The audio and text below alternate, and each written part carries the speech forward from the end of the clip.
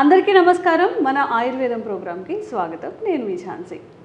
చాలామందిలో కంటి చూపు సమస్యలు వస్తూ ఉంటాయి.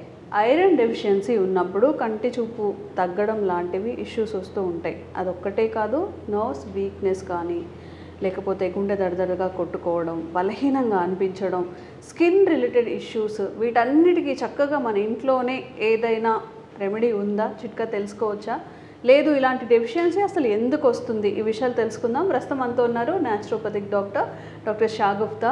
నమస్తే మ్యామ్, ఎలా ఉన్నారు? మీ వీడియోస్ అందరికీ చాలా బాగా కనెక్ట్ అవుతున్నాయి. ఏంటంటే సో కాల్డ్ డాక్టర్స్ పెద్ద పెద్ద ప్రెస్క్రిప్షన్స్ కానీ, మెడిసిన్ పెద్ద పెద్ద షీట్స్ రాయకుండా చక్కగా ఇంట్లో ఏమైనా చేసుకునే ముందు చెప్పి ఆ తర్వాత మెడికేషన్కి వెళ్తున్నారు. సో ఇప్పుడు నేను మెన్షన్ చేసినవి స్కిన్ రిలేటెడ్ ఇష్యూస్ కానీ, కంటి చూపు తగ్గడం, ఐరన్ డెఫిషియన్సీ ఉండడం, బాగా అసలు బలహీనంగా అనిపిస్తుంది, ఈరోజు వర్క్స్ చేసుకోలేకపోతున్నాం అలా అనిపిస్తున్నప్పుడు అసలు ఆ సమస్యలు అనేవి ఎందుకు వస్తాయి, దానికి పరిష్కారం ఏంటి? బేసికలీ ఏంటంటే ఇప్పుడు గమనిస్తే మనకి ఆల్మోస్ట్ ఐ రిలేటెడ్ ప్రాబ్లమ్స్ అయితే చాలా మందికి ఉన్నాయి. పిల్లల దగ్గర నుంచి పెద్దవాళ్ళ వరకు స్పెట్స్ చూడబుడ్డి కలర్డాలు వేసుకొని చూస్తూ ఉంటారు. ఐ రిలేటెడ్ ప్రాబ్లమ్స్ రావడానికి మెయిన్ కారణం విటమిన్ ఏ అంటాము. చాలా మందికి రక్తహీనత ఉండడం వల్ల, ఐరన్ డెఫిషియన్సీ ఉండడం వల్ల కూడా వస్తుంది. సో కొంతమంది స్కిన్ ప్రాబ్లమ్స్ ఉంటాయి. కొంతమంది స్కిన్ ప్రాబ్లమ్స్ కూడా, కొంతమంది పింపుల్స్ ఎక్కువ ఉండడం కానీ, లేదంటే బాడీ మొత్తము అంటే కొంతమందికి సీజన్ చేంజ్ అయినప్పుడు ఇచ్చింగ్ రావడం కానీ, అంటే బ్లిస్టర్స్ లాగా ఫామ్ అవ్వడం కానీ, డిఫరెంట్ కైండ్స్ ఆఫ్ ఇష్యూస్ ఉంటాయి. సో వాళ్ళలో ఏంటంటే పొటాషియం డెఫిషియన్సీ వల్ల కొంతమందికి, ఇమ్యూనిటీ తక్కువ ఉండడం వల్ల, సి విటమిన్ తక్కువ అయిపోయినా కూడా మనకి స్కిన్ రిలేటెడ్ ప్రాబ్లమ్స్ వస్తూ ఉంటాయి. కొంతమందికి ఐరన్ డెఫిషియన్సీ ఉండడం వల్ల ఆడవాళ్ళలో పీరియడ్స్ ఇరెగ్యులర్గా రావడం కానీ, లేదంటే వచ్చినా కూడా క్లోటెడ్ అంటే మన బ్లడ్ క్లాటెడ్గా మనం గడ్డలుగా పడడం కానీ, ఇవన్నీ ఉంటాయన్నమాట. సో కొంతమందికి మెగ్నీషియం డెఫిషియన్సీ ఉందనుకోండి, జాయింట్స్ మధ్యలో కొద్దిగా తిమ్మిరి పట్టడం కానీ, నొప్పులు రావడం కానీ, అడుగు వేయడానికి కూడా బరువుగా, శరీర బరువు పక్కన పెడితే ఇదిగా లెథార్జిక్గా, వీక్గా ఏదైనా పని చేయడానికి కూడా మనిషి లేచి అక్కడికి వెళ్ళాలి అన్నా కూడా యాక్టివ్గా, బద్ధకంగా అనిపిస్తుంది. సో ఈ విటమిన్ డెఫిషియన్సీస్ అన్నీ ఉండడం వల్లే మనకు ఒక్కొక్క ప్రాబ్లం. ఇప్పుడు చెప్పాం మనం ఏంటి, ఒక్కొక్క విటమిన్ వల్ల ఒక్కొక్క డెఫిషియన్సీ మాట్లాడుకున్నాం మనం. సో మనం ఏమంటామంటే ఇంట్లో ఫుడ్ వల్లే మనం ఏం చేస్తారు, ఈ డెఫిషియన్సీ అన్నిటికీ చాలా మంది మల్టీవిటమిన్ టాబ్లెట్ వేసేస్తారు. ఆ టాబ్లెట్స్కి బదులు తినే ఆహారం మీద గట్టి నమ్మకం ఉంచుకుంటే బెటర్ కదా. తినే ఇంట్లో ఆహారాల్లోనే మీకు మ్యాక్సిమం చాలా మందికి అంటాం, కంటి సమస్యలు ఉంటే ఆకుకూరలు తినండి, స్కిన్ ప్రాబ్లమ్స్ ఉన్నా కూడా ఆకుకూరలు తినండి, వెజిటబుల్స్ తినండి, ఫ్రూట్స్ తినండి అని చెప్తాం. బోన్స్ ప్రాబ్లమ్స్ ఉన్నాయనుకోండి, నట్స్ తినండి, ఆకుకూరలు తినండి. సో అన్నిట్లో ఆకుకూరలు మెయిన్ ఇంపార్టెంట్ మనకి. ఆకుకూరల్లో ఎంత విటమిన్స్, మినరల్స్ ఎన్ని ఉంటే, ఫైబర్ కంటెంట్ ఎక్కువ ఉంటుంది. ఆకుకూరలు తీసుకున్నప్పుడు కంటి సమస్య ఎవరికైనా వచ్చింది అనుకోండి, బేసికల్లీ ఎక్కడ జనరల్గా డాక్టర్ దగ్గరికి వెళ్ళినా కూడా ఆకుకూరలు తినట్లేదా అడుగుతుంటాం. సో ఎందుకంటే కంటి సమస్య అంటే ఆకుకూరలు, దాని తర్వాత వెజిటబుల్స్లోకి వెళ్తాం. ఆ వెజిటబుల్స్ కూడా క్యారెట్స్ తింటున్నారా, క్యాప్సికమ్స్ తింటున్నారా, ఇవన్నీ అడుగుతాం మనం. సో నేనేమంటానంటే ఆకుకూరల్లో మెయిన్ కంటెంట్ ఆఫ్ మినరల్స్ ఉంటాయి, విటమిన్స్ ఉంటాయి, సో ఫైబర్స్ ఉంటాయి మనకి మంచిగా. సో ఆకుకూరల్లో ప్రత్యేకంగా వీటన్నిటికీ చెక్కు పెట్టే బెస్ట్ ఆకుకూర ఏదైనా ఉందంటే మనం రెగ్యులర్గా వాడతాం. పాలకూర పప్పు వాడతాము, పాలకూర ఫ్రైస్ వాడతాము, పాలకూర సూప్స్ వాడతాము, సలాడ్స్ వాడతాము. సో అన్నిటికీ బెస్ట్, అన్నిట్లోకి రారాజు అంటారా, ఆకుకూరలు అన్నిట్లో కూడా నెంబర్ వన్ రాదు. ఎందుకంటే పాలకూరలో మ్యాక్సిమం అండి ఇప్పుడు చాలా మందికి ఐరన్ తగ్గిపోతుంటుంది ఆడవాళ్ళలో. పీరియడ్స్ ఇర్రెగ్యులర్ రావడము, లేదంటే పీరియడ్ ఇర్రెగ్యులర్గా ఉండడం వల్ల హెవీ, ఒకసారి బ్లీడింగ్ అయింది అనుకోండి, హెవీ బ్లీడింగ్ అయిపోతుంది, ఐరన్ కంప్లీట్గా లాస్ అవుతుంటారు, వీక్గా ఉండాల్సిన కలర్ కూడా ఉండరు, డార్క్ అయిపోవడము, హెయిర్ ఫాల్ అవ్వడము, ప్రత్యేకంగా వైట్ హెయిర్ కూడా కారణమైపోతుంది. సో వీటన్నిటికీ ఎందుకు ఐరన్ డెఫిషియన్సీ. ఐరన్ సంపూర్ణంగా ఎందులో దొరుకుతుంది, చాలా దానిలలో దొరుకుతుంది. ఇప్పుడు మనం ప్రత్యేకంగా దేని గురించి మాట్లాడుతున్నాం, పాలకూర గురించి కాబట్టి మనం ఎందుకు అంటే పాలకూర తినండి అంటే ఖచ్చితంగా అంటే చాలామంది పిల్లలు కూడా మనం పాలకూర పెడితే ఆకుకూరలన్నీ పక్కన పెట్టేస్తారు, ఏదో ఉన్న దాంట్లో వాళ్ళకి నచ్చింది తింటుంటారు. సో మనం పాలకూరని వీక్లీ ట్వైస్ ఆర్ థ్రైస్, దీంతో పాటు మనం మునగాకు కూడా ప్రాముఖ్యత ఎక్కువ ఇస్తాం. మునగాకులు కూడా రిచ్ సోర్స్ ఆఫ్ విటమిన్స్ ఉంటాయి. అంటే దాని మునగాకుని మనం తీసుకోవడం వల్ల, పాలకూరని, మెంతి కూర తీసుకోవచ్చు, బచ్చల కూర అద్భుతంగా పనిచేస్తుంది, పొనగంటి కూర, ఇవన్నీ ఆకుకూరలు. సో ఈ అన్ని ఆకుకూరల్లో కూడా విటమిన్స్, మినరల్స్ మనకి పుష్కలంగా దొరుకుతాయి. అండ్ మనం ప్రత్యేకంగా ఈరోజు మనం ఐరన్ గురించి మాట్లాడుతున్నాము, విటమిన్ కే గురించి మాట్లాడుతున్నాము, విటమిన్ ఏ గురించి మాట్లాడుతున్నాము, సో విటమిన్ సి గురించి మాట్లాడుతున్నాం. ఇవన్నీ మనకు అందరికి తెలిసినవి. సో మెగ్నీషియం ఒక్కొక్క డెఫిషియన్సీస్ ఒక ప్రాబ్లం ఉంది కదా.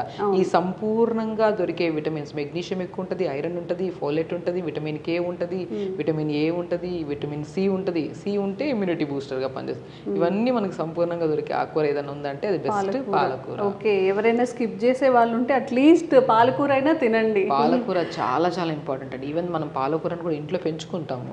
ఎంత అసలు ఈజీగా, మెంతికూర ఎంత ఈజీగా పెంచుతాం మనం, పుదీనా ఎంత ఈజీగా, కొత్తిమీర ఎంత ఈజీగా, పాలకూరను కూడా ఈజీగా పెంచుకుంటాం.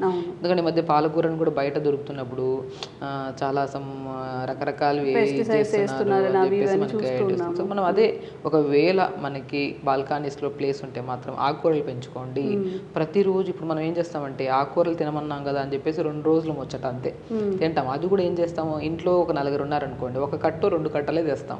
4 ఉంటే 8 కట్టలు తేండి, మంచిగా వాష్ చేయండి. ఈవెన్ వండే విధానంలో కూడా మనం ఏం చేస్తామంటే ఎప్పుడు ఏ ఆకుకూరైనా సరే ఫస్ట్ ఒక 15 to 20 minutes వాటర్లో సోక్ చేయాలి. లైట్గా పసుపు కానీ సాల్ట్ కానీ వేసి సోక్ చేయండి.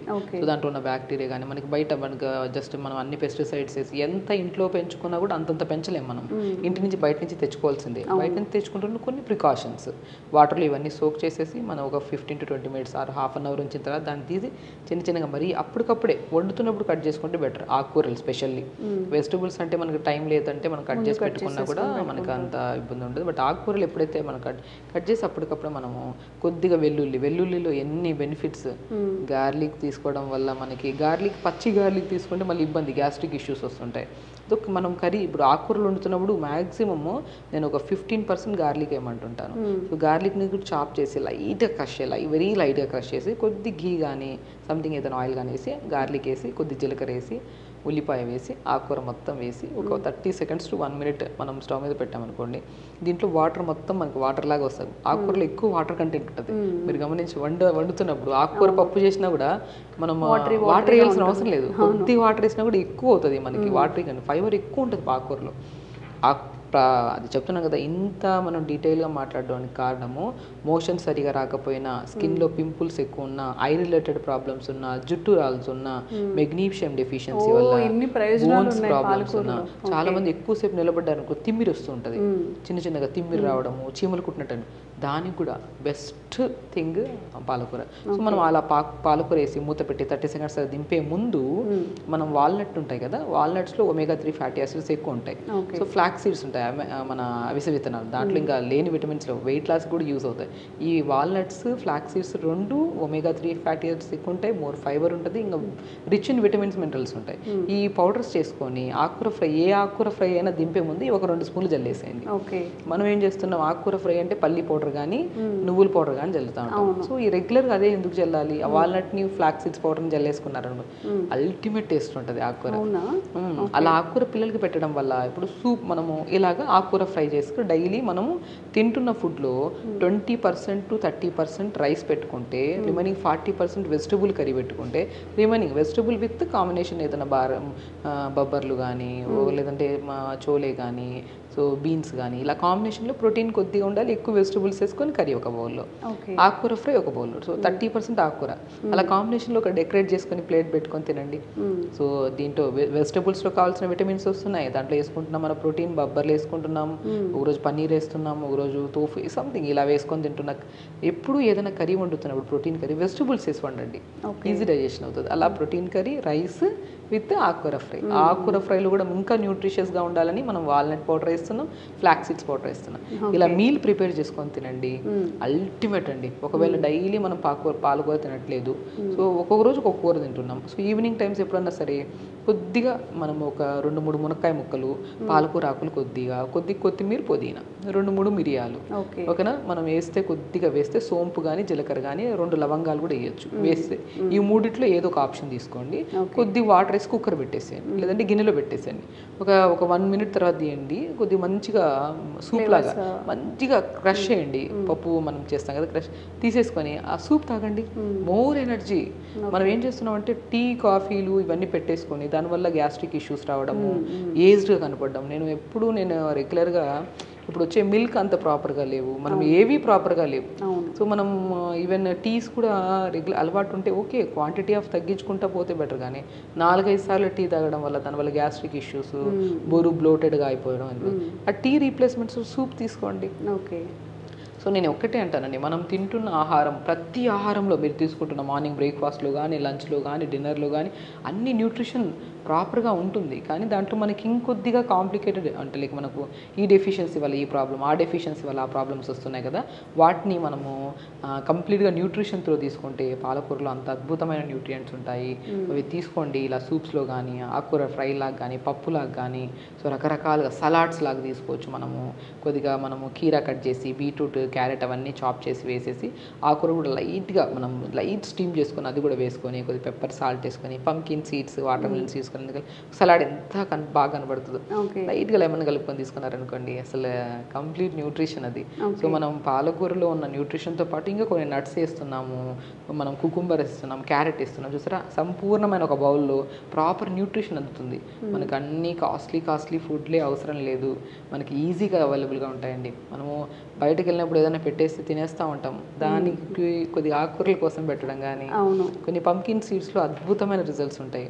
నర్వ్ స్ట్రెంత్ ఇంకా ఈవెన్ చిన్నవి మనకి దొరకని దాని గురించి ఆలోచించే బదులు ఈజీగా అవైలబుల్. నేను ఇంకా సన్ఫ్లవర్ సీడ్స్ కూడా మనం చిన్నగా అప్పుడు మనకి జ్ఞానం బాగుంటుంది. సన్ఫ్లవర్ సీడ్స్ ఒలుచుకొని తినేవాళ్ళు చిన్నప్పుడు. మనం మా జనరేషన్లో అయితే అసలు సన్ఫ్లవర్ సీడ్స్ స్కూల్కి అయితే మేము బాక్స్లో తీసుకెళ్లే వాళ్ళం, లేదంటే ఈవినింగ్ స్నాక్స్లో అదే తినేవాళ్ళం. ఇప్పుడు ఒక మైత్ వచ్చింది కదా, ఎక్కువగా అవి తింటే కొంచెం అప్సెట్ అవుతుంది. అలా ఏముండదండి, సన్ఫ్లవర్ సీడ్స్ ఒక లిమిట్. ఇప్పుడు ఒలిచి పెట్టేసి ఇస్తున్నారు కాబట్టి ఎంత పడితే అంత తింటున్నాం. ఏదైనా ఒక మోతాదులో తినాలి. మోర్ దెన్ తింటే అది ఏదైనా సరే, రైస్ తినాలి కంపల్సరీ, ఒక మోతాదులో తింటే అది మంచిది. మోర్ దెన్ తింటే ప్రాబ్లం. సన్ఫ్లవర్ సీడ్స్ కూడా ఒలిచి మనకి అవైలబుల్గా ఉన్నాయి, టేస్టీగా ఉందని చెప్పి చిన్న ఒక స్పూన్ తినాలి పర్ డే, దాన్ని 4 స్పూన్లు తింటే ప్రాబ్లమే కదా.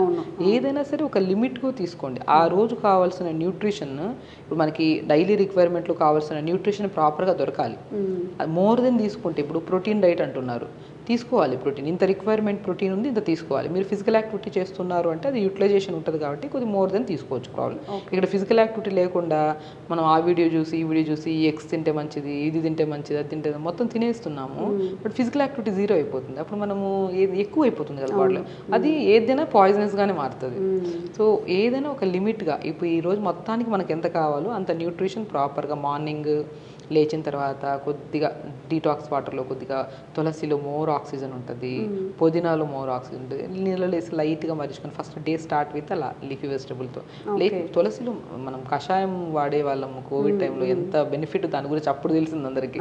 అలా మార్నింగ్ అలాగా మొత్తం నీట్గా పేగులు, స్టమక్ అంతా ఫ్లష్గా క్లీన్ చేసే ఆకుకూరల్లో మన తులసిలో మంచి గుణం ఉంటుంది. తులసి, జీలకర్ర, ఏదైనా గ్యాస్ట్రిక్ ఇష్యూ ఉంటే జీలకర్ర ఉంటే జీలకర్ర వేసుకోండి, ఇంకేమైనా ప్రాబ్లం ఉంటే దాన్ని బట్టి. అలా మార్నింగ్ డీటాక్స్ వాటర్ మంచిగా జావ ప్రిపేర్ చేసుకోండి, రాగి జావ కానీ, జొన్న జావ కానీ, సజ్జ జావ కానీ, అలా.